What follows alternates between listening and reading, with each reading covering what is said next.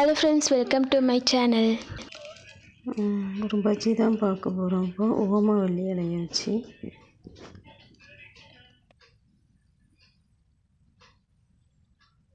அதுக்கு ஓமவல்லி எடுத்துருக்கோம் ஒரு 10 இலை. அதுக்கு இந்த சேனலுக்கு சப்ஸ்கிரைப் பண்ணுங்கள், பெல் ஐக்கானை கிளிக் பண்ணுங்கள். ஓமவல்லி இலையில் கசாயம் வச்சு சாப்பிட்ருப்போம். இது வந்து வித்தியாசமாக நம்ம இன்றைக்கி பஜ்ஜி பண்ண போகிறோம். என்னம்மா இது எப்படி இருக்கும்? நல்லா தான் இருந்தது. குட்டீஸுக்கெல்லாம் கொடுக்கலாம், சளி பிடிச்சா நல்லது.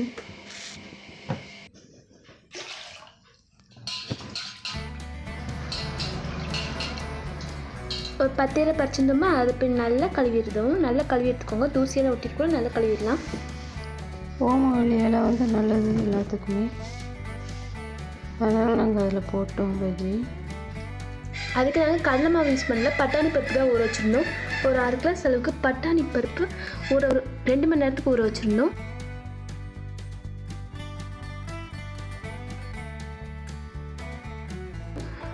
ஜாரில் வெள்ளைப்பூடு சீரகம் போட்டு பட்டாணி பருப்பையும் போட்டிருக்கோம். கடலை மாவு யூஸ் பண்ணாமல் இப்படி போட்டால் ரொம்பவே டேஸ்ட்டாக இருக்கும்.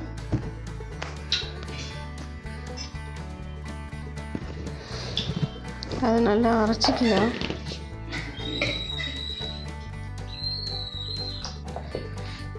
நல்லா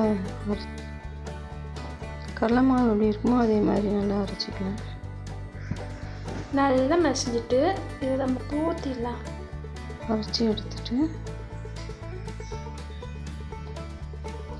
தனியாக இருக்கும், அதனால் கொஞ்சம் பச்சரிசி மாவு கலந்துக்கலாம். ஒரு 3 ஸ்பூன்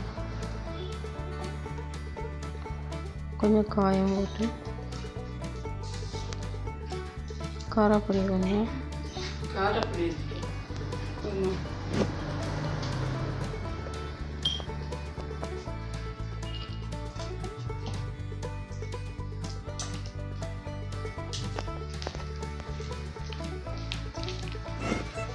உப்பு நாங்கள் போட்டுட்டோம். அதில் வந்து வீடியோவில் சொல்ல உப்பு போட்டு நல்லா மிக்ஸ் பண்ணி வச்சாச்சு. கடாயை வச்சு எண்ணெய் ஊற்றி போட்டு எடுத்துடலாம். இலையை அதில் முக்கி எடுத்துடலாம். மாவில் முக்கி எடுத்து எண்ணெயில் போட வேண்டியது.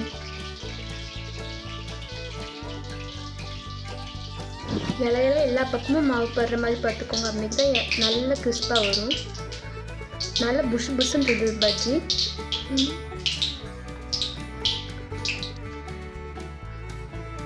கடலை மாவில் போட்ட மாதிரியே இருந்தது பஜ்ஜி, நல்ல டேஸ்ட்டாக இருந்தது. வாழைக்காய் போடுற பஜ்ஜியோட இதுதான் நல்லா இருந்தது. ஓமவல்லி எல்லாம் நல்ல வாசனையாக இருந்தது.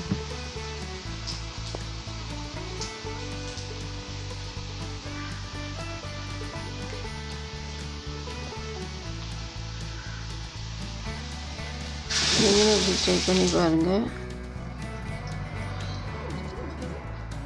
ஓமவல்லி எல்லாம் நல்லது, சளிக்கு எல்லாத்துக்குமே நல்லது. குட்டீஸ்லேருந்து பெரியவங்க வரைக்கும் நல்லா விரும்பி சாப்பிடுவாங்க. அவ்வளோதான் ஃப்ரெண்ட்ஸ், நீங்களும் ட்ரை பண்ணி பாருங்கள்.